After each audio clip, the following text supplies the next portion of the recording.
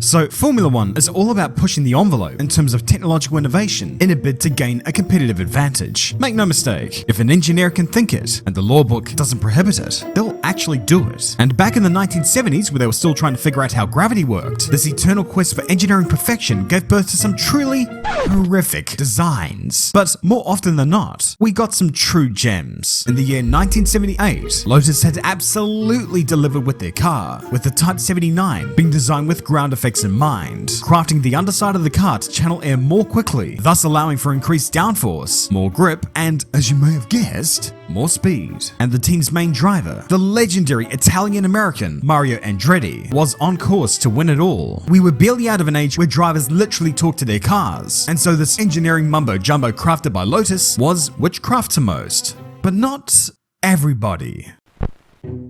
Over at the Brabham Formula One team, they came out with a car that was pretty damn competitive right up until that Lotus turned up. So what was needed was for the team to be able to follow what Lotus had done and utilize ground effects to give their car some cartoonish grip. The team's chief designer, the legendary Gordon Murray, began to understand how it all worked, but what he also realized was that they couldn't really copy it due to the fact that the Alfa Romeo Flat 12 engine that they had was very, very thick, and this would not have allowed for the Venturi tunnels to be put in place to make the ground effects work, at least properly. But this didn't deter him. He understood that there was a way around it, and it had been done before in the past. Back in 1970, in the ultra popular Can-Am series, there was this thing, the Chaparral 2J. You're one ugly motherfucker. Despite looking like a monster in an abandoned laundromat, it was fast. And it was all thanks to the two engine-driven fans situated at the rear of the car that drew out a hell of a lot of air from under the car and created a lethal amount of downforce. The thought was, what if we use that method in a Formula One car? So, when the Grand Prix circus rocked up for the 8th round of the championship in Sweden, Brabham turned up with a car that looks relatively the same as previous rounds, but now with a bulge at the back and a big bin lid taped to it. This was a deliberate measure to hide a new innovation that had just been put onto the car.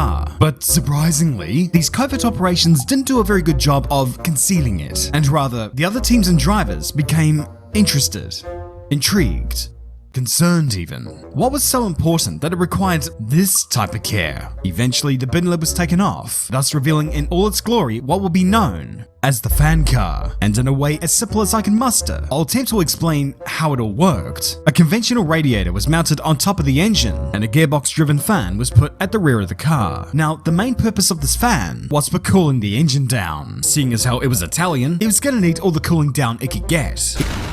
It was conveyed to the officials that several designs utilizing conventional radiators to cool down the car didn't bear much fruit, and that other teams, specifically the Tyrrell Formula One team, had been trialing the fan concept themselves. And in accordance with the regulations, so long as the primary purpose of this big giant fan was to cool down the bowels of the car, then it's perfectly legal. Of course, Brabham claimed, yes, this was all about the coolings. Despite what you may be thinking, the claim that most of the fan's power went toward cooling the car down was actually true. About an estimated 55% of it was. But while this was all in accordance to the rules, there was no mistaking what its actual purpose was. The whole thing may have effectively cost the car around 30 horsepower, but like the Chaparral 2J mentioned earlier, that fan would be used to take air out from underneath the car, rest it better on the road, and create ungodly amounts of grip. When the car was rolled out for practice, it didn't take the team very long before they realized, whoa, okay, this thing is way fast. Though it wasn't all sunshine and rainbows, to keep the fan rotating at optimum speed, the car had to be driven in a way that the drivers would consider counterintuitive. I know, big words for an F1 YouTuber. Typically when a car gets understeer, the driver would instinctively lift off the throttle, but with the fan car, they were told to mash it and believe in the technology. Either that or start praying. When they did that, rather than sparing off the track and into grave peril, it hunkered down on the road and drove like it was on rails. While this new added grip was certainly nice, the loads placed upon the driver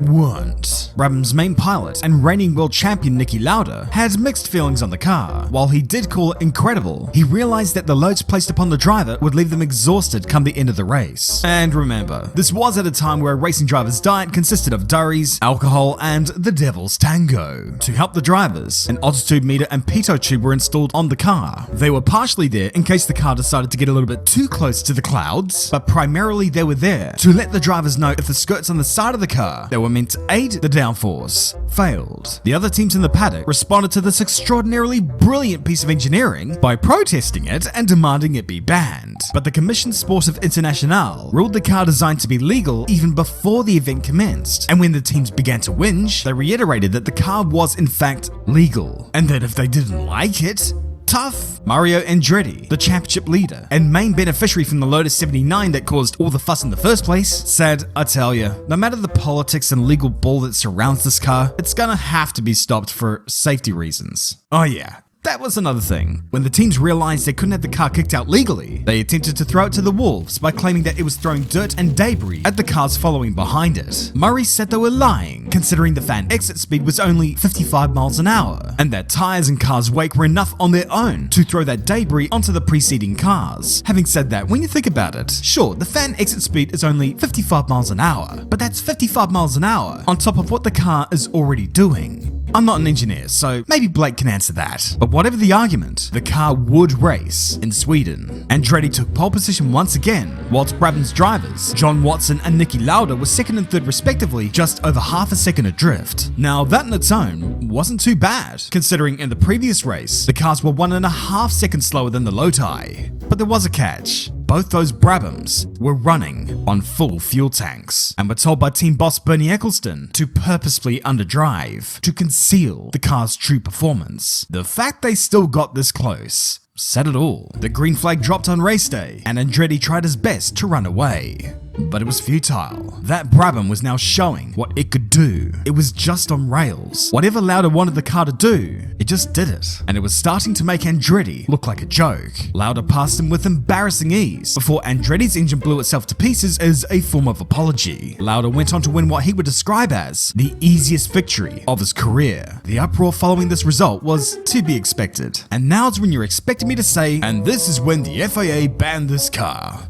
Well, not quite. See, after this race was run, Bernie Eccleston, who at that stage was attempting to unite the teams in an effort to collectively gain more money commercially, was being threatened with withdrawal of support if the fan car wasn't sent to the glue factory. He ultimately decided that it just wasn't worth throwing it all away over a car that had to hide behind a dustbin lid. He subsequently withdrew the fan car from competition, and it never raced again. But to reiterate, at that time, it wasn't technically banned yet. At the conclusion of the season, new rules were brought in for 1979 that would outlaw cars like this from competing in Formula 1 again, thus officially rendering the Brabham fan car as banned. Gordon Murray, the car's designer, was absolutely livid that the car that he had slaved over had been rendered null and void when it was demon fast and perfectly legal to run. But he couldn't do anything about it.